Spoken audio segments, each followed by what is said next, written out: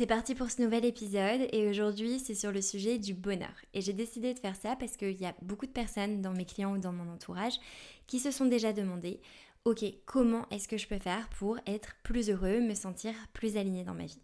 Alors, quand on se pose cette question, en général, on va prendre un moment et on va commencer à dresser des listes. Des listes de ce qui nous manque, des listes des choses qu'on pourrait faire, des listes des changements dont on a besoin. Est-ce que j'ai besoin de changer de travail, de lieu de vie, quel type de relation est-ce que pourrait m'apporter plus de bonheur, plus de joie. Pourtant, ce que j'ai remarqué pendant mes coachings, c'est que la plupart des personnes que j'accompagne, elles ont déjà d'extérieur énormément de choses positives dans leur vie, elles vivent de leur passion, elles ont des activités où elles arrivent à bien se rémunérer et elles sont bien entourées. Pourtant, elles ont l'impression de toujours avoir cette sensation de il me manque quelque chose pour atteindre vraiment le bonheur un petit peu quotidien et cette paix intérieure.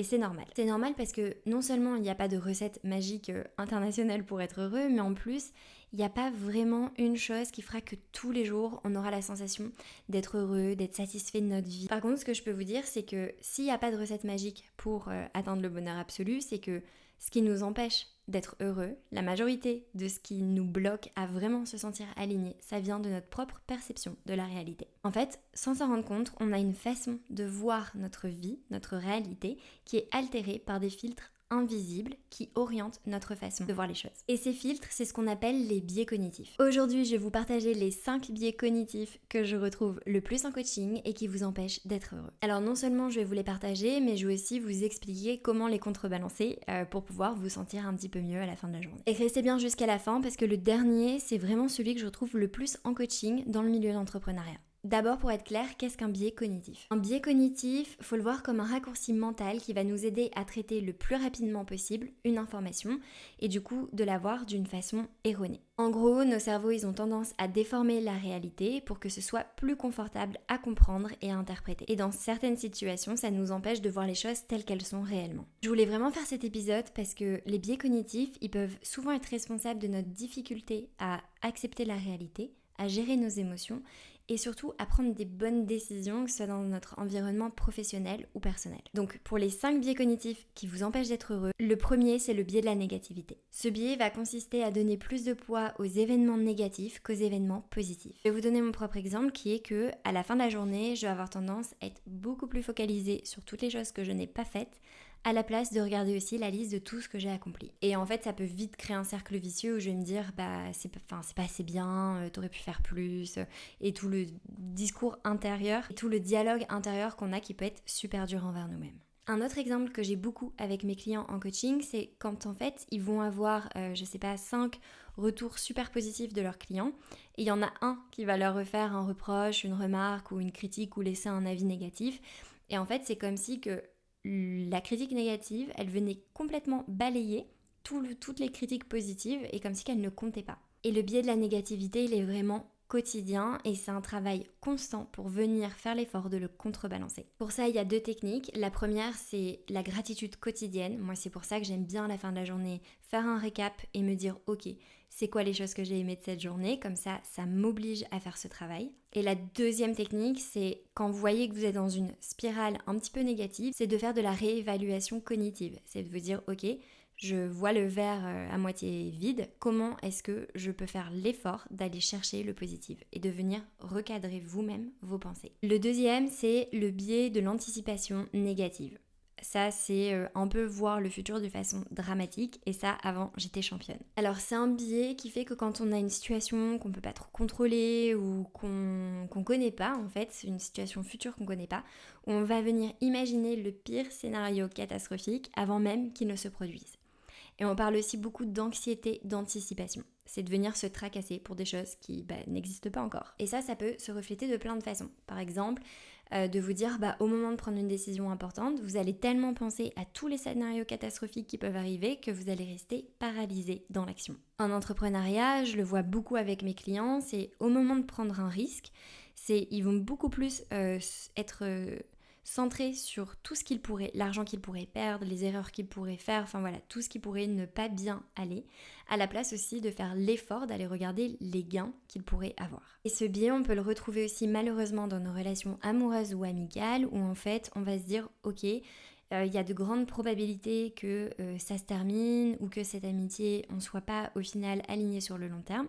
Et ça va faire qu'on va aller saboter inconsciemment les relations qu'on a autour de nous pour dire ok, c'est bon, j'avais raison, ça s'est passé comme ce que je pensais. Alors ce biais nous empêche d'être heureux parce que bon, déjà ça fait qu'on se tracasse pour des trucs qui n'existent pas et en plus qu'on peut complètement saboter des décisions importantes pour nous. Et pour l'apaiser, il y a 2 techniques. La première, c'est de faire des techniques de respiration et de venir se calmer. D'essayer de voir quand on est en train de penser au futur de façon hyper dramatique, de se dire ok, effectivement, je pense au pire scénario possible, donc il ne faut pas être dans le déni et voir si c'est une décision business par exemple, bah ok, qu'est-ce qui pourrait se passer? Mais quitte à faire ça, je peux aussi faire l'effort de et quel est le futur, le meilleur scénario possible qui pourrait aussi arriver si je prenais cette décision, si j'allais dans cette relation ou peu importe. Donc c'est faire l'effort de venir challenger notre pensée initiale. Et la deuxième technique, c'est la reformulation positive. Donc c'est de venir par exemple dire ok, en fait si je prends cette décision, je vais tout perdre. Et de dire ok, si je fais cette décision, je suis capable de rebondir si ça ne marche pas et de venir en fait reprendre confiance en soi et en nos propres capacités. Un biais qui nous empêche d'être heureux, c'est le biais de confirmation. J'en ai un petit peu parlé dans le biais juste avant d'anticipation. En fait, c'est un biais qui consiste à chercher des informations qui vont venir confirmer ce qu'on pense et en oubliant absolument toutes celles qui viennent nous contredire. Et je vais prendre ce biais avec l'exemple de la confiance en soi. Parce que c'est quelque chose que j'observe beaucoup. Si vous pensez que vous êtes une personne qui n'est pas à la hauteur de son travail ou que vous avez un syndrome de l'imposteur et que vous menez un projet et qu'à la fin du projet, en fait, vous l'avez réussi, mais le biais de confirmation, vous allez vous dire pour votre propre estime de vous, ok, vu que je pense que de toute façon, je ne suis pas à la hauteur et que j'ai un syndrome de l'imposteur, vous allez aller chercher toutes les choses que vous avez mal faites, que vous n'avez pas réussi, que vous n'avez pas rendues à l'heure, pour venir vous confirmer cette croyance. Et en fait, ça va renforcer une faible estime de vous-même et vous allez complètement balayer les réussites, les retours, toutes les récompenses aussi que vous avez eues. Ou ça peut être par exemple si vous avez une intuition sur quelqu'un et vous vous dites ok, cette personne je la sens pas. Et ça peut être aussi sur des décisions de dire ok, moi je pense que la meilleure décision pour ma vie c'est ça. Et en fait, c'est comme ça, c'est dans ces moments-là aussi qu'on commence à avoir plein de signes. De ah, ça je viens de le voir, c'est un signe, c'est un signe, c'est un signe. Et c'est juste qu'on est beaucoup plus attentif aux choses qui vont dans notre sens qu'à l'inverse. Et donc pour contrebalancer ça, c'est venir reprendre comme à chaque fois un petit peu de hauteur, un petit peu de perspective et de vous dire ok, comment est-ce que j'essaye d'apporter de la justesse dans mon raisonnement et un peu plus de logique. Comment est-ce que je peux venir peser le pour et le contre? Comment est-ce que je peux avoir une façon plus objective de voir la situation? Et pour vous aider, vous pouvez aussi demander des retours à des personnes qui vous entourent. Si c'est dans votre lieu de travail, si c'est avec des clients, de demander des feedbacks en fait. Le quatrième biais qui vous empêche d'être heureux, c'est l'aversion à la perte. C'est un biais qui nous pousse à avoir peur de perdre ce qu'on a au détriment de ce que l'on pourrait gagner. Et c'est un biais qu'on peut retrouver par exemple avec des personnes qui disent ok, j'hésite à me lancer à mon compte, est-ce que je me lance pas, mais du coup en fait si je me lance ça veut dire que j'aurais pu mon salaire à la fin du mois et que j'aurais pu cet avantage là. Et donc on va évaluer vraiment en se concentrant sur tout ce qu'on va perdre à la place de se concentrer sur tout ce qu'on pourrait gagner, c'est-à-dire déplafonner les revenus, avoir plus de liberté, enfin voilà, les choses qui pourraient nous faire vibrer de pourquoi est-ce qu'on a envie de se lancer. Ça peut être aussi dans l'investissement dans des formations, dans l'investissement dans du coaching, dans des mentors, de dire bah ouais mais là en fait du coup ça va me faire perdre une réserve d'argent que j'avais et qu'est-ce que ça va donner à la place de se dire mais si j'ai plus confiance en moi à la fin ou que j'ai une meilleure intelligence financière parce que j'ai investi dans cette formation, c'est-à-dire que je vais pouvoir récupérer cet investissement. Et là, pour le contrer, comme d'habitude, c'est de faire du recadrage cognitif, c'est-à-dire de vous dire ok, factuellement je peux perdre ça et qu'est-ce que je pourrais gagner ? Et est-ce que du coup, je pense que ça vaut la peine de prendre ce risque ou pas? Est-ce que je suis en train d'écouter mes peurs ou est-ce que je suis en train d'écouter quelque chose de plus rationnel, de plus posé et de plus objectif? Le dernier, c'est mon préféré parce que c'est celui qui va améliorer nos relations sociales et donc améliorer notre bien-être. Et c'est le biais de la projection. Et ce biais nous pousse à penser que tout le monde vit nos émotions de la même façon ou va réagir de la façon dont nous on le projette. Et ça va être de, j'ai peur de parler à cette personne parce qu'en fait ça va la mettre mal à l'aise. Et Sauf que peut-être que pas du tout, en fait, on ne sait pas du tout comment cette personne, elle pourrait réagir. Mais vu que nous, on va se dire, moi, à sa place, je me sentirais mal à l'aise, on va projeter ça. Ou de se dire, ok, je peux pas avoir cette conversation difficile parce que cette personne, elle va pas être à l'écoute. Alors que ça pourrait être nous qui, par ego, ne serions pas à l'écoute. Et donc en fait, on va venir transposer à chaque fois nos propres insécurités ou notre propre perception de nos émotions et des choses que l'on va vivre, et ça va faire que ça va nous freiner dans la qualité de l'interaction qu'on a avec les personnes. Et pour contrebalancer ce biais-là, la meilleure façon de savoir, c'est de poser des questions.